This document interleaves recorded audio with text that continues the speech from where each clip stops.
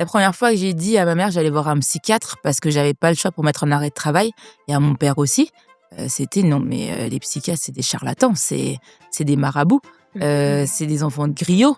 Concernant en tout cas les anciennes générations, c'est que lorsque les premières vagues, en tout cas, d'immigrés sont arrivées en France, les premières générations, on était plus focalisé sur le confort matériel.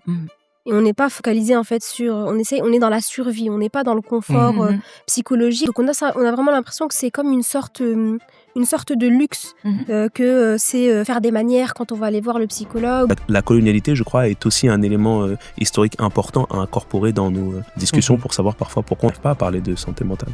Parce que le problème, c'est que dans la communauté, on va voir le psychologue quand on est au bout du bout. Dans ma famille, personnellement, c'était quelque chose qui n'était pas évoqué. Pour ma mère, notre mission, c'était qu'on soit bien dans notre peau, mais il fallait qu'on soit les meilleurs partout parce qu'on est né femme noire, donc avec plus de difficultés. Il y a très peu de personnes qui, finalement, je crois, dans nos communautés, connaissent leurs parents. On travaillait sur les émotions, etc. Puis il avait un problème au niveau de la régulation émotionnelle. Et puis là, il s'arrête d'un coup, il me dit « Mais moi, je suis une femme ou quoi ?»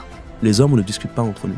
On est là parfois dans des événements ensemble. Lorsque c'est des événements religieux, on va prier ensemble, on va faire de très très beaux discours. Mais les problèmes en fond, on n'en discute pas. On n'en discute pas comme les femmes peuvent le faire.